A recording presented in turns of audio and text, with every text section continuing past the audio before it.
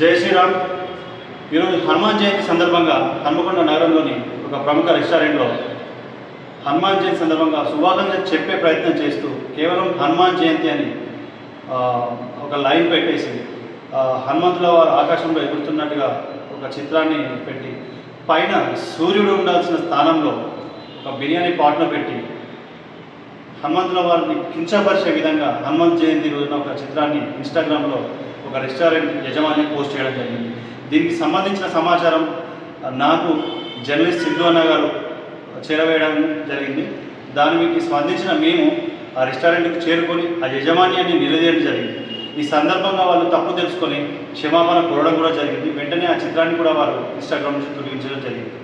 అనంతరం ఇంకెప్పుడు కూడా మేము ఇలాంటి చేయమని చెప్పి వారు మాట ఇవ్వడం జరిగింది. ఇలాంటి సంఘటనలు ప్రతి చోట జరుగుతున్నా కూడా ప్రతి ఒక్క హిందువు స్పందించి మీ వంతుగా బాధ్యతగా ప్రశ్నించాలని కోరుకుంటున్నాను. లేదంటే ప్రతి ఒక్కరు కూడా ఇది అలుసుగా తీసుకొని మొన్న ఈ మధ్య కేరళలో శ్రీకృష్ణుల వారు నాన్ వెజ్ తిన్నట్టుగా ఒక రెస్టారెంట్ వారు ఇట్లా ప్రజెంట్ చేయడం ఫోటోను పెట్టడం జరిగింది. అది కూడా ఇంత సెన్సేషనల్ అయింది. దాని మీద కేసులు కావడం జరిగింది. ఇలా కేవలం హిందువుల మీద మాత్రమే టార్గెట్ చేస్తూ హిందువుల మనోభావాల మీద దెబ్బతీస్తూ దేవతలు కించపరుస్తూ చాలా సంఘటనలు జరుగుతున్నాయి. ఇలాంటివి మళ్ళీ పునరావృతం కాకుండా చూడాలని, అదేవిధంగా మన ధర్మాన్ని మనం రక్షించుకోవాల్సిన బాధ్యత మనకు ఉంది, ప్రతి హిందువుకు ఉంది. ముఖ్యంగా హిందువులు మీరు ఇలాంటివి చేయకుండా చేసేవాడిని కూడా ప్రశ్నించే విధంగా తయారవ్వాలని కోరుకుంటున్నాను. ఇకపై కూడా ఎక్కడ ఇలాంటి సంఘటనలు జరిగినా కూడా ప్రతి ఒక్క హిందువు తమ వంతుగా బాధ్యత తీసుకొని ప్రశ్నిస్తారని కోరుకుంటున్నాను.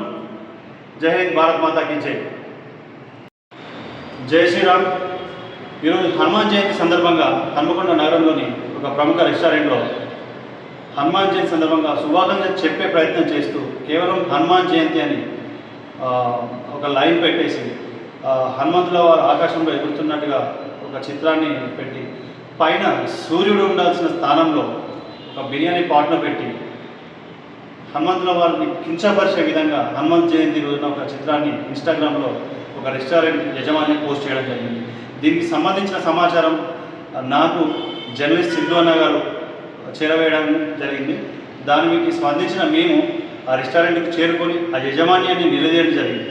ఈ సందర్భంగా వాళ్ళు తప్పు తెలుసుకొని క్షమాపణ కోరడం కూడా జరిగింది. వెంటనే ఆ చిత్రాన్ని కూడా వారు ఇన్స్టాగ్రామ్ నుంచి తొలగించడం జరిగింది.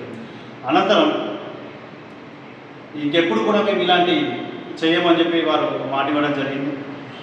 ఇలాంటి సంఘటనలు ప్రతి చోట జరుగుతున్నా కూడా ప్రతి ఒక్క హిందువు స్పందించి మీ వంతుగా బాధ్యతగా ప్రశ్నించాలని కోరుకుంటున్నాను.